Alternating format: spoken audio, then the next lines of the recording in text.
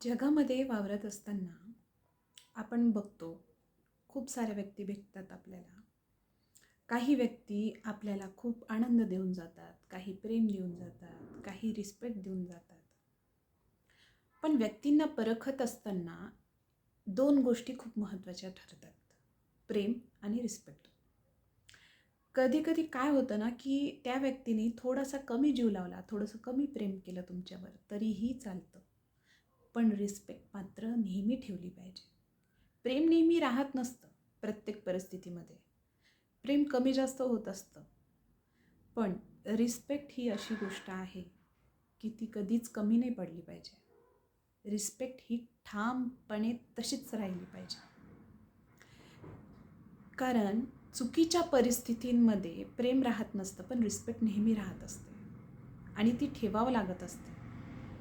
मग जी व्यक्ती चुकीच्या परिस्थितीमध्ये तिच्या मनाविरुद्ध घडलेलं असताना, तुम्ही चुकीचं वागलेलं असताना, तुमचं रिस्पेक्ट जर ती ठेवत नसेल, तुमच्या आदराव्यतिरिक्त, तुमच्या आदराविरुद्ध, तुमच्या रिस्पेक्ट विरुद्ध जर ती शब्द बोलत असेल, तर मग तुम्हाला विचार करावा लागेल आणि त्या व्यक्तीलाही.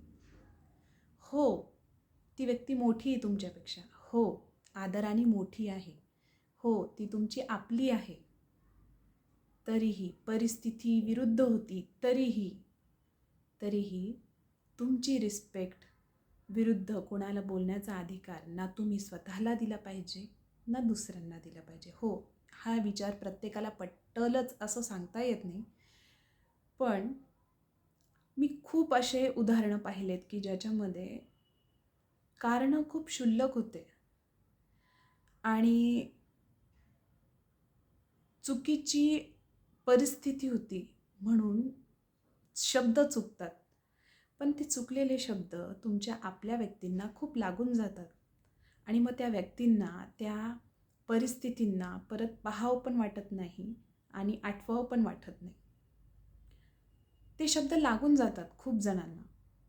ठीक आहे, परिस्थिती चुकीची होती, तुमच्या मनाविरुद्ध नव्हती, याचा अर्थ किंवा याचा अधिकार कोणाला तुम्हाला देता येत नाही की तुम्ही चुकीचे शब्द बोलू शकता त्या व्यक्तीविरुद्ध किंवा त्या व्यक्तीचा अपमान करू शकता. रिस्पेक्ट आणि मान हा नेहमीच लहानांना पण आणि मोठ्यांना पण तेवढाच दिला गेला पाहिजे. आणि जी व्यक्ती तुम्हाला प्रत्येक परिस्थितीत, मग ती कितीही चुकीची असो, मग तुम्ही कितीही चुकीचे वागलेले असो, तुम्हाला नेहमी मानात ठेवते, नेहमी रिस्पेक्ट करते, ती व्यक्ती तुमची खूप जवळची आहे आणि खूप आपली आहे. हे नेहमी लक्षात ठेवा.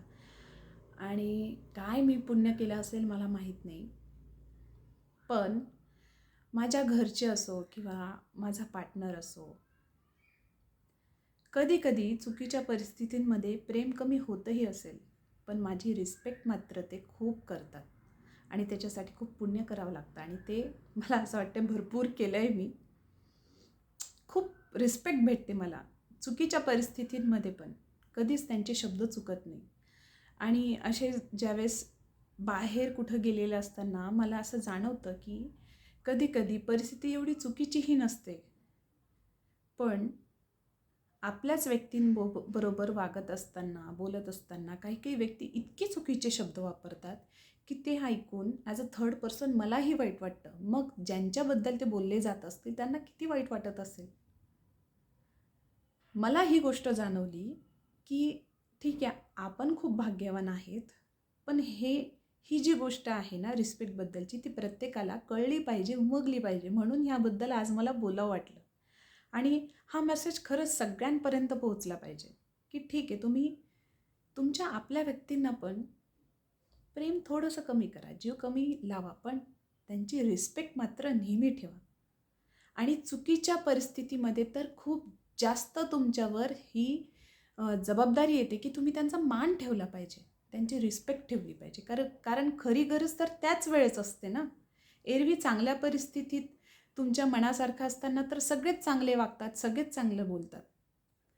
खरी रिस्पेक्ट ठेवण्याची, खरी माणसाला परखण्याची वेळ तर चुकीच्या वेळीच असते ना, चुकीच्या परिस्थितीतच असते ना. म्हणून रिस्पेक्ट रिस्पेक्ट ठेवा प्रत्येकाची. बघा, जमलं तर.